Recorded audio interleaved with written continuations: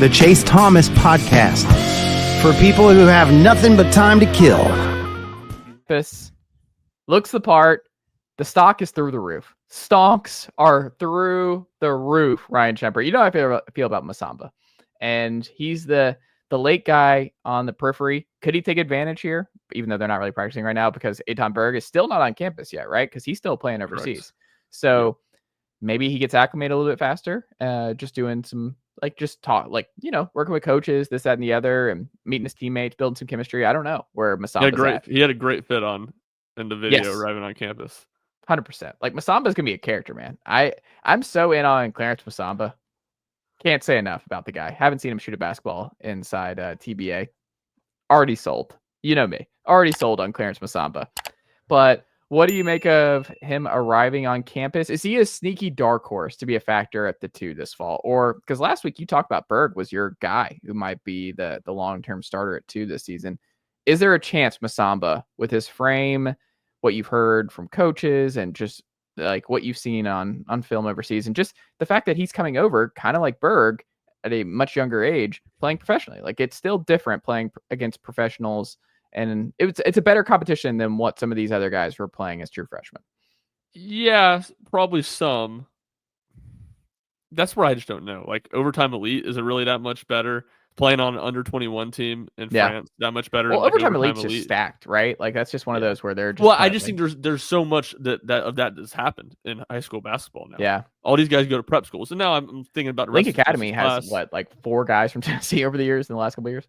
Yeah, exactly. I mean, we'll see. I'm not sure that'll continue as much. Rod Clark had the connection there. But it's just the nature of it with all these prep schools. Now, I will say, to your point, Tennessee's freshman class kind of had a lack of that. Dwayne Brown was at Hoover High School playing more regular in a good league, but more regular. Troy Henderson was John Marshall over in Richmond, not a prep school.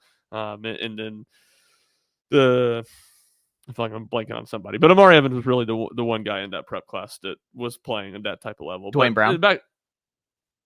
Dwayne Brown. He was at Hoover. Yeah. You said I was going over. Did you say Dwayne Brown? Yeah, I think so. Maybe I said the wrong name, but I said Hoover. Nate Amint's the other one, and he played at a little bit of a prep school, but it wasn't, it was more just a private school. He transferred, right? He didn't go to the same school throughout high school, right? Correct. Yeah. Okay. Where's he from originally? He's from Virginia. He actually is from Virginia. Yes. Okay. Him and Troy Henderson played on the same AAU team. Yeah. But Troy Henderson lived in New York. No.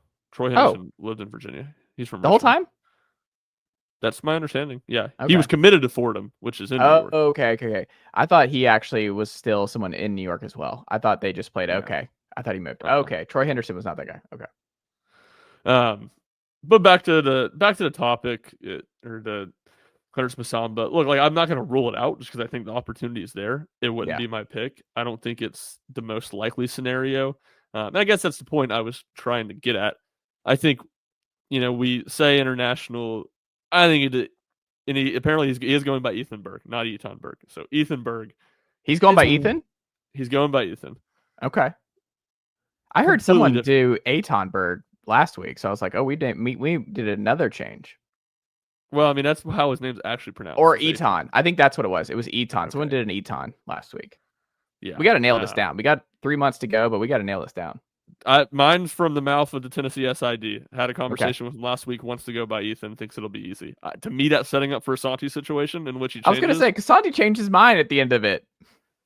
Yeah, Santi didn't really change his mind. He just...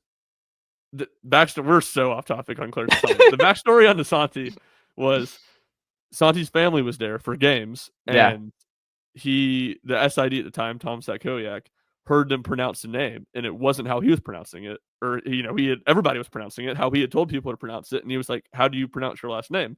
And he told him, and he's like, "Well, that's not what we've been going by." And he's like, I didn't really care. And so then Tom just changed it in the pronunciation guide, didn't tell anybody, and then there was the whole ordeal with Fran Fraschilla calling it the Mohegan Sun, that event Tennessee played in, calling him by the wrong name, or calling him by the actual pronunciation. Him and Tennessee fans bickering back at each other.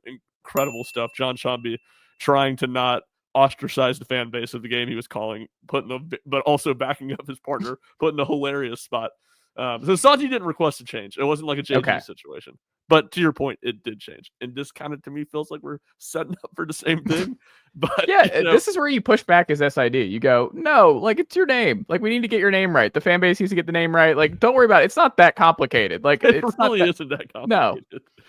Like, but I like how nice they are. Vescovy and it, like, they're just like, it's whatever. Do your best. Like, this is gonna be easier for the. It's like, Manny Marin's the same way too, because it's like True. Manny Marine, or I think a little bit more accent on it. But he's like, Okay. Marin will be easier for people. Let's just go by Marin. You're like, all right. I don't know. I do appreciate their kindness, but it's also like, it is your name. Like, it's good. It's a good sign in the transfer portal era of low maintenance guys, but you can be a little more high maintenance than just asking people to pronounce your name correctly.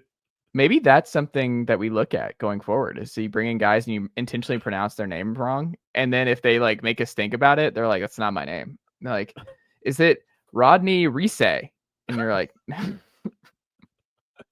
nope. Rodney Rickey.